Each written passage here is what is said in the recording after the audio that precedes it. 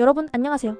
건설 현장에서 잔뼈 굵은 베테랑 기술자분들 그리고 이제 막발을 들인 새내기 기술자분들까지 오늘 이 영상은 여러분의 두 눈을 번쩍 뜨게 할 아주 유용한 꿀팁을 대방출할 겁니다. 특히 견적서와 현장 설명서 사이에서 멘붕 왔던 경험이 있으시다면 오늘 영상 끝까지 시청 필수. 바로 본론으로 들어가 볼게요.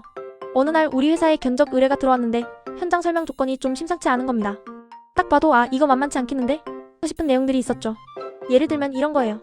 기존 포장 절단 콘크리트, 아스팔트 작업에 드는 모든 자재비, 장비비, 인건비, 경비는 물론이고 기존 도로 교통 차단 및 우회 시 발생하는 교통처리, 비용 일체까지 전부 다 포함. 이 문구 어디서 많이 보셨죠? 그래서 입찰 당시에는 이 조건에 맞춰서 견적을 냈는데 나중에 발주처나 원청에서 야, 너희가 입찰할 때 이미 다 동의한 조건인데 뭘 더 해달라는 거냐? 이렇게 나오는 경우가 있습니다. 진짜 황당하죠? 하지만 여러분 절대 당황하지 마세요. 이런 상황에도 우리가 똘똘하게 대응할 수 있는 방법이 있답니다.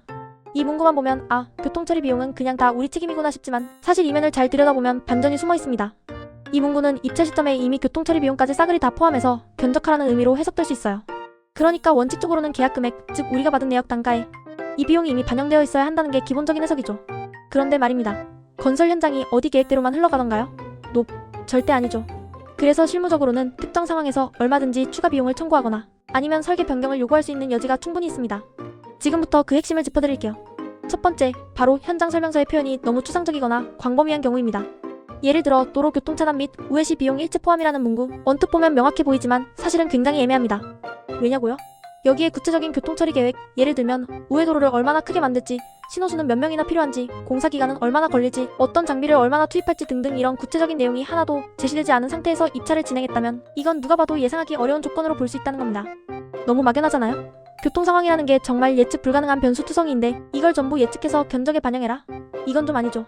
이런 경우 국가를 당사자로 하는 계약에 관한 법률 시행령 제65조 제1항, 제3호를 들고 나갈 수 있습니다. 이 조항에 따르면 공사 현장의 여건이 계약 당시와 달라 설계 내용을 변경할 필요가 있는 경우에 해당할 수 있다는 거죠. 기가 막히죠? 예를 들어 우리가 입찰할 때는 이 정도면 되겠지 했는데 막상 교통경찰이랑 협의해보니 웬걸 우회도로를 아예 새로 개설해야 한대요. 또는 신호수, 즉 교통안내원이 생각보다 훨씬 많이 상주해야 한다거나 예상치 못하게 야간 작업을 해야 해서 인건비가 폭등했다면 이건 명백히 설계 변경 사유로 충분합니다. 단순히 견적서의 교통처리 비용 포함이라는 문구 하나만으로 모든 책임을 우리에게 전가하는 것은 합리적이지 않다는 거죠. 법도 우리 편을 들어줄 수 있다는 사실 꼭 기억하세요. 두 번째 경우는 현장 여건 자체가 변동된 경우입니다.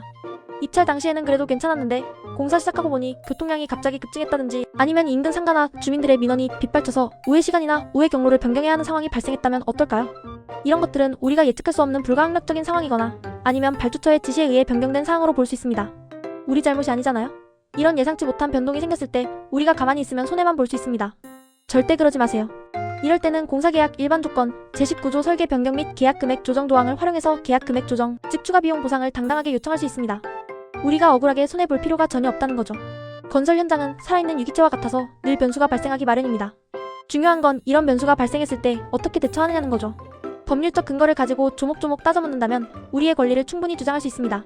자, 그럼 이제 실무적으로 어떻게 대응해야 할지 구체적인 절차를 알아볼까요? 이게 제일 중요하겠죠? 건설 기술자분들이 가장 궁금해할 내용일 겁니다. 첫 번째 단계는 바로 현장 기록 확보입니다. 증거가 없으면 아무리 억울해도 소용없어요. 우리가 흔히 꼼꼼하게 기록해라라고 하는 이유가 바로 여기에 있습니다. 교통통제계획 변경 공문, 도로 점용 허가 조건, 경찰서 협의 공문, 우회 노선 변경도, 야간 작업, 지시서 등등 관련 서류는 보이는 대로 싹 다 모아두세요. 그리고 실제 현장에 투입된 인력이나 장비 일지, 사진 자료, 가능하다면 CCTV 영상까지 확보해두면 금상첨화입니다. 나중에 어떤 문제가 생겼을 때 이 모든 것이 강력한 증거가 됩니다. 마치 탐정이 단서를 모으듯이 철저하게 기록을 남기는 것이 중요합니다. 두 번째 단계는 발주처 또는 원청의 공사 여건 변경 통보입니다. 입찰 당시와는 달리 교통처리 조건이 변경되어 추가 비용이 발생하고 있다는 사실을 공문 형식으로 반드시 사전에 통보해야 합니다. 나중에 가서 왜 이제 와서 그래? 라는 소리를 듣지 않으려면 미리미리 알려줘야 해요. 그래야 나중에 우리가 추가 비용을 청구할 때도 명분이 생깁니다. 우리는 미리 고지했으니 너희도 알고 있었잖아? 이렇게 되는 거죠. 세 번째 단계는 변경 내역서 및 산출 내역 제출입니다.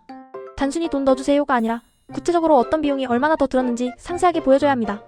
교통 안내원 인건비가 얼마나 더 들었고 신호수는 몇 명을 추가로 투입했는지 우회도로 설치에 어떤 장비를 사용했고 얼마가 들었는지 야간 작업 조명비는 얼마인지 등등 실제 발생한 비용에 대한 근거, 예를 들면 영수증, 장비, 임대료 계약서, 일지 등을 첨부해서 제출해야 합니다. 그래야 상대방도 진짜 비용이 더 들었구나 하고 납득할 수 있겠죠? 이 과정이 투명하고 명확할수록 우리의 주장이 받아들여질 가능성이 높아집니다. 마지막으로 원청과 협의 후 설계 변경 또는 간접비 청구입니다. 우리가 준비한 자료를 가지고 원청과 협의를 시도하는 거죠. 그런데 만약 원청이 우리의 주장을 받아들이지 않는다면 포기하지 마세요. 감리단이나 발주처에 직접 의견서를 제출해서 우리의 상황을 알릴 수 있습니다. 최종적인 결정권은 발주처에 있으니까요. 이런 적극적인 태도가 결국 우리의 정당한 권리를 찾아줄 겁니다. 핵심 포인트를 딱 정리해드릴게요. 현장 설명서 문구에 모든 교통처리 비용 포함이라고 되어 있어도 이게 곧 우리가 모든 추가 비용을 떠안아야 한다는 의미는 아닙니다. 원칙적으로는 계약 당시 예상 가능한 범위 내의 비용만 포함된 것으로 해석하는 것이 맞습니다. 하지만 만약 구체적인 범위가 제시되지 않았거나 예상 불가능한 상황이 발생해서 교통관리 계획이 변경되었다거나 주민 민원과 같은 외적인 요인으로 인해 추가 비용이 발생했다면 이는 충분히 예외 상황으로 보고 추가 비용을 인정받을 수 있다는 거죠. 법적 근거도 탄탄합니다.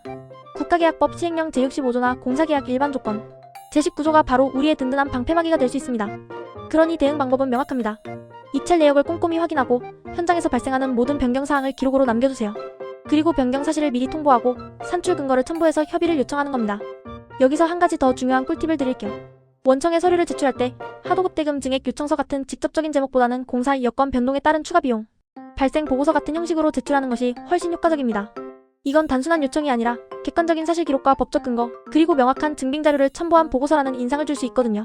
이렇게 하면 상대방도 더 신중하게 검토하게 됩니다. 똑같은 내용을 전달해도 어떤 방식으로 전달하느냐에 따라 결과가 확 달라질 수 있다는 점 꼭 명심하세요. 여러분, 건설 현장은 늘 변수의 연속입니다. 하지만 우리가 미리 알고 대비한다면 충분히 현명하게 대처할 수 있습니다. 오늘 알려드린 내용들이 여러분의 건설 현장 실무에 큰 도움이 되기를 바랍니다. 궁금한 점이 있다면 언제든지 댓글로 남겨주세요. 다음에도 더 유용한 정보로 찾아오겠습니다. 감사합니다.